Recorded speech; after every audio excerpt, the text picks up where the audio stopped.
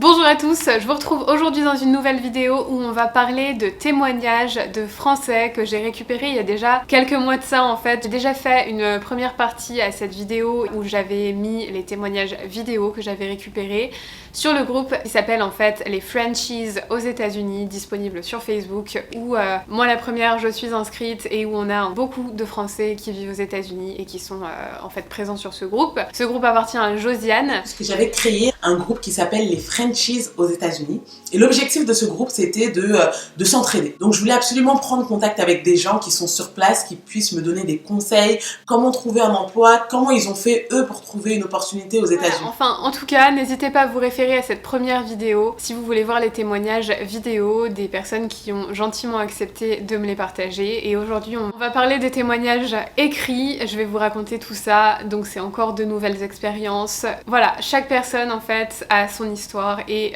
est venue avec un visa différent ou en fait de peu importe la manière que ce soit, on va parler de ces Français qui vivent aux États-Unis. Bref, avant toute chose, comme d'habitude, n'hésitez pas à vous abonner et à cliquer sur la cloche pour activer les notifications pour ne pas rater mes futures vidéos. Je suis une Française qui vit à Miami depuis décembre 2016 et je vous raconte sur cette chaîne la vie quotidienne aux États-Unis, mais surtout le côté finance. Alors, on va commencer avec l'expérience de Estelle. Alors prétendons que je suis désormais Estelle. En 2018, je suis étudiante en première année d'école de commerce. Je dois trouver un stage obligatoirement en dehors de la France pour une durée de 6 mois pour l'année 2019. Honnêtement, je n'avais pas de pays cible. En particulier, je n'étais encore jamais allée plus loin que la France et l'Italie. Et là, on ne parlait pas de vacances, mais bien d'une installation, d'une nouvelle vie pour au moins 6 mois. Un peu la pression, je me mets en recherche rapidement. Sur les sites de recherche d'emploi et de stage, rien ne me correspond, soit c'est inadapté, soit rien n'est pris en charge ni rémunéré. Bref, je réalise que ça risque d'être hyper compliqué et qu'il me reste 6 mois pour tout faire. Au cours d'une conversation avec des amis de ma famille, on me propose un poste chez Veolia à Londres. Bizarrement, ni l'endroit ni l'entreprise ne m'attiraient, bien que les deux soient ultra bien réputés. Pour moi, Londres, je m'y vois, mais uniquement en vacances. Durant l'été, à tout hasard, je discute avec mon oncle de mes études, de ce que je m'apprête à faire à l'étranger et mes recherches. À ce moment-là, il m'annonce qu'il a un ami d'enfance qui a une entreprise en Floride et qu'il peut voir avec lui s'il y a moyen de faire ce stage avec lui. Moi qui n'avais jamais mis un pied aux États-Unis, ni même envisagé d'y aller en vacances, c'était même pas une question d'envie, mais vraiment que je ne l'avais jamais imaginé. J'étais dans ma zone de confort depuis 19 ans et là, j'envisageais enfin d'en sortir. Puis après un échange d'emails et visio, l'affaire était réglée. Ça s'est fait super rapidement, j'ai même pas eu le temps de réaliser. Du coup, j'ai pu enclencher tout le processus administratif avec mon sponsor et l'ambassade. J'ai opté pour un visa J1 interne de 6 mois. Je suis passée par la société Parenthèse qui a été au top du top et qui a tout géré pour un total de 1450 €. Pour boucler le tout, l'entreprise dans laquelle je m'apprêtais à travailler était une boîte de production. On réalisait des clips, on gérait des artistes et on avait un studio d'enregistrement dans lequel je passais les soirées. Donc à ce niveau-là, le conseil que je peux donner, c'est qu'en plus des recherches sur des sites et plateformes d'emploi, il faut vraiment pas hésiter à en parler autour de soi, dans notre famille, même juste des connaissances bienveillantes. Au cours d'une conversation, ça coûte rien. Il faut pas partir en mode je les connais, ils connaissent personne là-bas ni là-bas, ils n'y ont jamais été, etc. On ne sait jamais, never say never, une surprise est vite arrivée. Du coup, j'ai atterri à Miami en janvier 2019 et c'est clairement la meilleure et la plus folle expérience que j'ai vécue jusqu'ici. Les US en vacances, ça doit être génial, mais alors y vivre, avoir son appartement, ses rituels, ses amis, c'est une autre vie et tout le monde devrait vraiment oser foncer. Certes, c'est effrayant, surtout si comme moi, certains ne sont jamais sortis du pays, mais au final, ça nous grandit, ça nous ouvre l'esprit. Et puis, une fois qu'on y a goûté, on n'a qu'une envie, c'est d'y rester. Je suis rentrée 6 mois après à cause de la validité de mon visa et de ma dernière année d'études à valider. Ça peut paraître court, mais qu'est-ce que c'était intense. On peut vivre tellement de choses en 6 mois dans un nouveau pays. On me dit souvent qu'on aurait pu faire un livre sur mon expérience là-bas, tellement j'ai vécu de choses dingues, même certaines dont je ne me serais bien passée. De ces expériences hors du commun, Estelle m'en a partagé quelques-unes que je vais vous partager aussi dans cette vidéo parce que je pense vraiment qu'elles valent le détour en fait. Alors c'est parti. Le matin où la sécurité est entrée dans ma chambre au fil de fer. Je redeviens Estelle, hein, n'est-ce pas? Un des problèmes que j'ai relevés aux États-Unis, ce sont les voisins, et particulièrement les voisins à l'ancienne, puricains, qui gèrent les copropriétés. Insistant, certains souhaitent limite te voir partir car tu n'es pas de chez eux. J'avais eu un souci de plomberie dans mon appartement qui était un 2-bed, 2-bath, donc en gros un 2 chambres, 2 salles de bain. En l'occurrence, une mini fuite dans ma salle de bain qui engendrait certains soirs des bruits de gouttes d'eau qui tombaient entre mon appart et celui de mes voisins du dessous. Et évidemment, malchance, c'était les gérants de la copropriété. Le rendez-vous avec le plombier avait été décalé, les voisins étaient saoulés, du coup ils ont réglé le problème à leur sauce. Un matin à 8h, 3 personnes dont la sécurité et un plombier sont entrés dans mon appartement avec le double. Je dormais à point fermé car je travaillais souvent tard la nuit au studio. Ils ont introduit et manipulé du fil de fer dans ma serrure et sont entrés pépère dans ma chambre pour aller verrouiller l'arrivée d'eau. Et en plus la sécurité, main sur le flingue à la ceinture, me demande s'il faut qu'ils appellent les paramédics. What? Ce qu'on en retient, évitez les condos gérés par des Américains de l'ancienne école. Si vous tombez mal, ils peuvent vous faire la misère. Et évitez encore plus d'habiter au-dessus de chez eux. Hi. C'est vrai que nous on est géré dans un truc supra pro, on a un grand bureau à l'entrée en bas qui est hors en fait des grands immeubles et c'est vrai que c'est un petit peu différent. On n'a pas trop affaire à ce genre de choses. Et en fait, nous, quand même, il faut qu'ils aient l'autorisation pour pouvoir rentrer dans notre appartement. Mais effectivement, dans une communauté, que ce soit le plombier, n'importe quoi pour réparer quelque chose dans ton appartement, quand tu appelles en fait la maintenance, on te demande si tu n'es pas là, est-ce qu'on peut entrer. Nous, on doit donner l'autorisation express. Là, ça a l'air...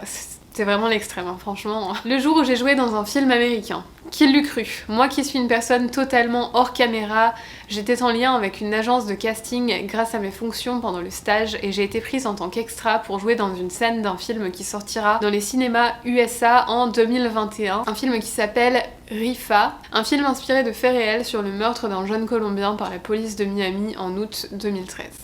Et en parlant de police, 2 semaines plus tard, je vivais le test ultime de l'année résistance à la vie américaine. Alors attention, là cette histoire-là, franchement, je l'ai déjà lue, hein. Mon dieu. Alors moi je crois que si je vis ça, je change d'appartement, je change de quartier, je change de tout. Le soir où j'ai failli me faire tirer dessus par la police US. Alors c'était le 31 mai 2019, il était 23h. Ça aurait pu être une soirée calme et chill devant Jimmy Fallon, mais la vie a considéré que je n'avais pas encore fait tous mes baptêmes. Je range un papier dans la chambre qui est côté couloir, dehors. C'était le calme absolu, puis soudain j'entends hurler « Police !» Police department, open the door. Police. Sur le coup, je comprends pas trop, tout se passe très vite, ça crie dans tous les sens. Ça tape comme des déchaînés à la porte, je vois beaucoup trop d'ombre derrière la fenêtre, ils ouvrent la porte, pas fermée à clé, my bad. J'ai pas le temps de réagir, sur le moment t'es pas une criminelle non plus, donc ton cerveau bug complètement, tu sais pas ce qu'il va t'arriver et tu as en tête la réputation des flics cow-boys aux États-Unis. Ils entrent et hurlent, encore une fois, Police, hands up! Hands up! C'est de la folie, je sors de ma chambre, je mets les mains en l'air. Je vais dans le couloir, puis je me retrouve face à une horde de flics. J'ai 5, 6, 7 flingues pointés sur moi, ils me crient dessus. Police, decline your identity, hands up. J'ai à peine le temps de répondre qu'ils me coupent et me font sortir sur le palier extérieur. Et qu'est-ce que je vois? Des flics partout, à ma gauche, à ma droite. J'en vois certains avec écrit sur l'uniforme SWAT. Je comprends alors sans trop réaliser que là, c'est vraiment la même... Je vois la brigade K9 avec 3 chiens. Ils les font entrer pour fouiller complètement l'appart. Moi, je suis dehors, les mains derrière la tête, toujours en joue, telle une criminelle recherchée par Interpol. Je regarde en bas, je vois que le quartier est bouclé, il y a des voitures partout, tout feu éteint. Ils sont arrivés incognito, j'ai rien vu venir. Après cette masse d'actions et ayant compris que je n'étais pas la menace, il m'autorise enfin à baisser les mains et un policier très gentil de la SWAT me prend à part pour m'expliquer la situation. Des voisins ont en fait appelé 911 après avoir vu quelqu'un armé s'introduire dans l'appartement et s'y était retranché. d'où le déclenchement d'un des codes les plus chauds bouillants pour la police aux États-Unis. Il s'excuse pour m'avoir visé et pour leur violence et me dit que c'est pas passé loin car je les ai surpris en sortant dans le couloir avec mon téléphone à la main. Puis au final on a sympathisé, ils m'ont invité à venir au poste lorsque je reviens, ils me suivent même sur Instagram et on est resté en contact même encore aujourd'hui. Anyway, une happy end comme on n'en voit pas souvent là-bas et une deuxième vie juste incroyable H24. Voilà, alors c'est l'histoire un petit peu folle de Estelle. Je vous mettrai son Instagram juste là, c'est estelle.ll. Son Instagram est privé, mais si vous l'ajoutez, elle vous acceptera. On va passer désormais à la deuxième histoire, qui est l'histoire de Thibaut, encore un Français qui s'est expatrié aux États-Unis. Donc c'est parti. Alors c'est une expérience qui va s'adresser majoritairement à la communauté scientifique. Alors là, on se rapproche un petit peu de l'expérience en fait de Kevin, mon mari, mais chaque expérience a sa place. Ici, son Instagram c'est Thibaut14e. Je vais faire comme si j'étais Thibaut désormais. Bonjour, je suis Thibaut. J'occupe un poste de postdoctoral associate. Ça veut dire que je suis jeune chercheur. C'est mon premier poste après ma thèse que j'ai faite en France. Je travaille dans un domaine niche, la neuropharmacologie et l'immunothérapie. J'ai la chance d'avoir développé plusieurs anticorps spéciaux. Nanobodies, les fameux anticorps de l'AMA. De l'AMA ? Hein ? Dirigés contre des récepteurs dans le cerveau. À la fin de ma thèse, j'ai été approchée par plusieurs PI. Alors les PI, c'est les directeurs de recherche aux États-Unis, pour me recruter. Et j'ai finalement été recrutée au Scripps Research Institute à Jupiter, de Floride. Donc encore une fois, c'est quelqu'un qui est en Floride. Je ne suis pas passée par un site internet en particulier, mais les conférences et les articles que j'ai faits ont permis de faire connaître mon travail. J'ai beaucoup de coworkers, donc de coéquipiers du monde entier, qui me disent que les candidatures spontanées sont très appréciées ici aux États-Unis. Donc en allant sur le site du labo, souvent on trouve des informations sur les postes dispo. Twitter, LinkedIn sont également en fait de super outils, mais le top du top c'est le bouche à oreille. J'ai un visa J1 Research Scholar que tous les postdocs ont. C'est le cas de Kevin aussi, il a le J1 Research Scholar qui souvent débouche sur un H1B et ensuite sur les cartes vertes. Tout le monde n'a pas les mêmes objectifs, mais voilà. Donc Thibaut nous dit que le J1 c'est un visa un peu spécialement conçu pour ça en fait, donc oui. Le sien durera 5 ans, c'était la même chose pour Kevin. Et si je veux poursuivre, l'Institut le transformera en E1 ou E2. Alors là par contre c'est différent, nous ça aurait été le H1B si on avait voulu le transformer. Thibaut nous dit que l'arrivée aux US c'est un grand changement de culture, d'environnement, de langue. Il dit « J'ai la chance d'avoir une femme et un fils, 3 mois au moment de l'expatriation, qui m'ont suivi dans cette aventure. Si j'ai un conseil, c'est évidemment de préparer au mieux son arrivée et de ne pas se coller aux préjugés. C'est un peu une porte ouverte enfoncée, mais c'est très vrai. » Voilà, donc il y a un parcours un peu similaire en fait à Kevin, mon mari, sauf que leur domaine de recherche est un peu différent. Neuropharmacologie. Kevin c'est plus chimie pure et simple, bref. Ensuite on a Lise. Lise dont l'Instagram est Lise HML. Voilà. Une expérience un petit peu différente là encore. Voilà, on va faire comme si j'étais Lise désormais. Je suis institutrice en école française, ça devrait te rappeler des choses. Je crois que tu as été instit en France, c'est vrai, pour très très peu de temps. Je me suis mal orientée, moi c'était pas mon truc. Je suis donc partie avec un visa J1 mais catégorie teacher. Donc le J1 sert aussi apparemment aux professeurs des écoles puisque Lise est partie aussi avec un visa J1. Tout comme mon mari Kevin, tout comme Thibaut, qui eux par contre ont des post-doctorats. Là c'est pour être professeur des écoles, donc intéressant de savoir ça. Ensuite Lise nous explique comment elle a fait pour postuler et trouver son poste, alors c'est parti. J'ai postulé directement auprès de l'école, passé des entretiens d'embauche comme un job classique et voilà.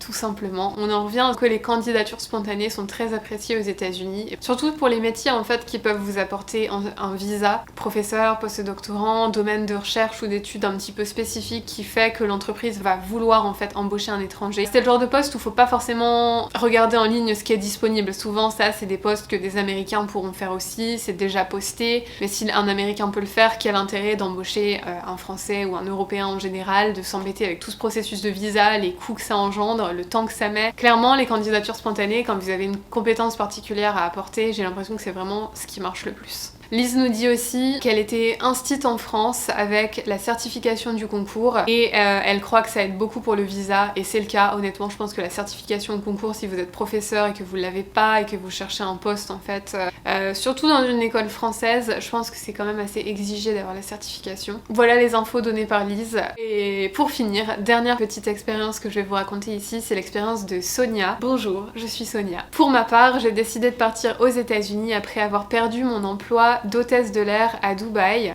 Dingue, dingue ça. On aurait bien voulu plus d'infos sur ça d'ailleurs. À cause du bivurc, la pandémie. Vous savez de quoi je parle. J'étais expatriée là-bas depuis 7 ans, pendant lesquels j'ai effectué environ une escale par mois aux USA, dans une ville différente à chaque fois. J'ai adoré chaque ville, chaque escale américaine. Sonia a voyagé beaucoup. Donc j'ai décidé de partir en solo road trip de 1 mois et demi, pendant lequel j'ai campé dans mes véhicules de location. Nouvelle expérience pour moi. J'ai conduit à peu près 10 000 km, randonné 10 à 20 km par jour. C'était juste une expérience incroyable. Et si tu veux jeter un coup d'œil à mes photos vidéos, mon Insta est gone.so.far. Faire de son travail d'hôtesse de l'air à Dubaï, là juste la menait tout simplement à réaliser le voyage de sa vie. Et un voyage, c'est beaucoup apprendre, c'est beaucoup découvrir et parfois faire de belles rencontres aussi. Et ça m'amène à la suite de sa petite histoire. J'ai rencontré l'amour. Non, en fait, j'avais rencontré cet Américain à Dubaï quand il était en déploiement avec la Navy. Nous n'avions pas vraiment gardé contact pendant 3 ans, puis je l'ai recontacté pour qu'il m'héberge 3 nuits. Au final, on est retombés amoureux et je suis restée chez lui à Orange County pendant 1 mois et demi. Maintenant, après ces 2 magnifiques expériences et très bonne entrée en la matière aux États-Unis, j'ai décidé d'essayer de décrocher un emploi et un visa de travail ici. Je croise les doigts car j'adore cette nouvelle vie aux États-Unis. Ça fait déjà quelques mois que j'ai demandé ces témoignages, alors peut-être que Sonia a trouvé un travail depuis. Il va falloir que je t'envoie un message, Sonia, pour savoir un petit peu où t'en es. Voilà, je pense que j'ai fait le tour de tous les petits témoignages qui me restaient, les témoignages écrits. Il fallait vraiment que je boucle cette partie petit témoignage de français aux États-Unis. Voilà, j'espère que cette vidéo vous a plu. Si c'est le cas, n'hésitez pas à me laisser un petit pouce bleu. Bonne journée à tous, bye bye à tous.